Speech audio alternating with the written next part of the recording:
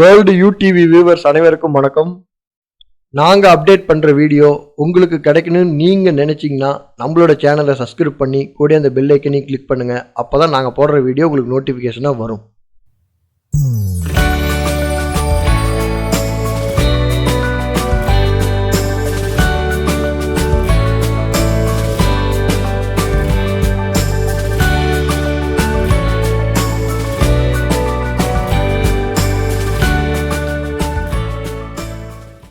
Friends, Chenraya Perumal கோயில் சேலத்தோட மையப்பகுதியில் அமைஞ்சிருக்கு.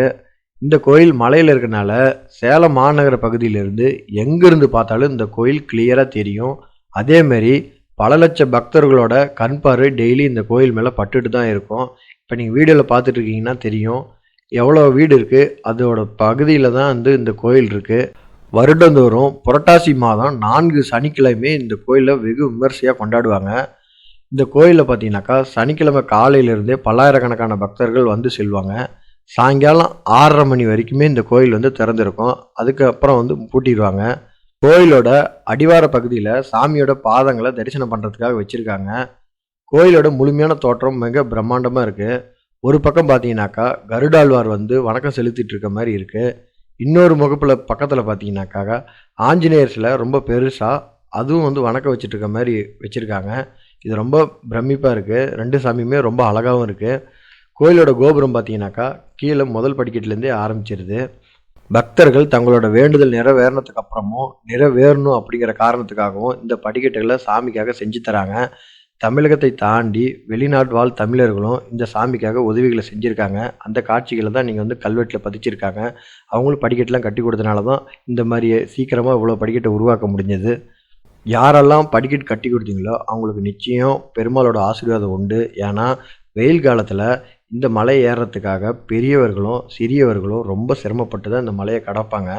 அதே மாதிரி பார்த்திங்கன்னா இப்போ கல்லெல்லாம் படிக்கட்டாக உருவாக்கியிருக்கனால 2 பகுதியிலையும் மரங்கள் வைத்து நம்ம நடுவில் நிழல் பகுதியில் ஈஸியாக நடக்கலாம். இல்லைனா ரொம்ப சிரமமாக இருக்கும். அதே மாதிரி பாதி அளவு தான் இந்த படிக்கட்டுகள் உருவாக்கியிருக்காங்க. இன்னும் பல பேர் உதவி செஞ்சால் நிச்சயம் கோயிலோட மேல் பகுதி வரைக்குமே படிக்கட்டை உருவாக்கிடலான்னு தாழ்மையுடன் கேட்டுக்கிறோம். ஃப்ரெண்ட்ஸ், மலையில் ஏற்பட்ட தீ பார்த்தீங்கன்னாக்கா கீழ்ப்பகுதி வரைக்குமே பரவி இருக்குது. இப்போ நீங்கள் வீடியோவில் பார்த்துட்டு இருக்க காட்சிகள் தான் அது. அந்த கருப்பாக இருக்கிற பகுதி எல்லாமே பார்த்தீங்கன்னா தீயால் கருகுனது. இந்த கீழ்ப்பகுதியெலாம் பார்த்தீங்கன்னா தீ மேலும் பரவாத இருக்கிறதுக்காக எல்லோரும் ஒன்று கூடி தீயை அணைச்சிருக்காங்க. இந்த தீயணைப்பில் ஈடுபட்ட அனைவருக்குமே எங்கள் சேனல் மூலிமா நன்றியை தெரிவிச்சுக்கிறோம்.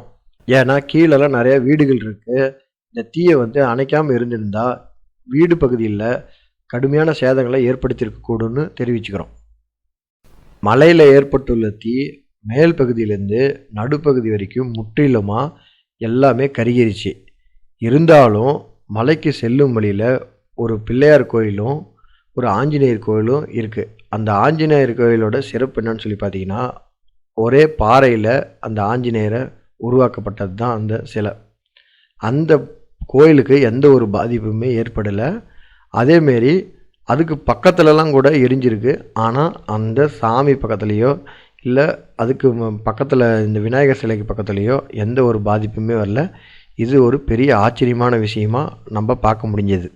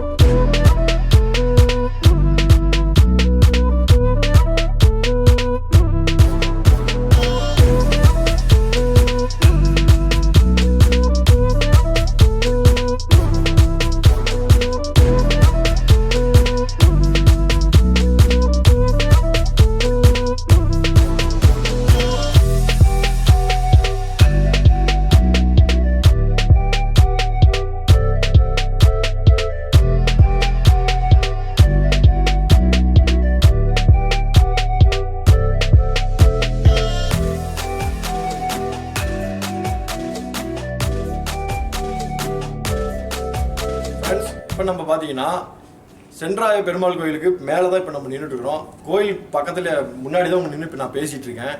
இப்போ இந்த கோயில் சுற்றியும் பார்த்தீங்கன்னாக்கா எந்த அளவுக்கு நெருப்பு போயிருக்கு, எந்த அளவுக்கு வந்து கோயில் ஏதாவது பாதிச்சிருக்கா என்ன ஏதுன்னு சொல்லி பார்க்கறதுக்கு தான் இந்த கோயிலுக்கு நம்ம வந்திருக்கோம். ஏன்னா மலையை சுற்றியும் வந்து நெருப்பு தீயால் சூழப்பட்டிருந்தது. ஆனால் சாமி என்ன ஆச்சு, கோயில் இங்கெல்லாம் மேலெல்லாம் கட்டடம்லாம் என்ன ஆச்சு அப்படின்னு சொல்லிட்டு எல்லாத்துக்குமே ஒரு மிகப்பெரிய சந்தேகம் இருந்துச்சு. ஆனால் வந்து நம்ம சேனல் மூலிமா கோயில் வந்து என்ன நிலைமையில் இருக்குதுங்கிறத உங்களுக்காக தான் வீடியோ எடுத்திருக்கோம். கோயில் பார்த்தீங்கன்னா எந்த பிரச்சனையுமே இல்லாத பெருமாள் வந்து ரொம்ப பத்திரமா இருக்குது. அதேமாரி ஒரு சின்ன தீக்கரை காய்ங்க கூட இந்த செவுத்துல கூட படம் கிடையாது, கீழே வரைக்குமே வந்திருக்கு. அந்த காட்சிகளை நான் உங்களுக்கு கண்டிப்பாக காட்டுறேன், அதெல்லாம் பாருங்கள். ஆனால் பெருமாள் சிலை இருக்கிற இடமோ இந்த செவுர்லேயோ எந்த ஒரு பிரச்சனையுமே இல்லை.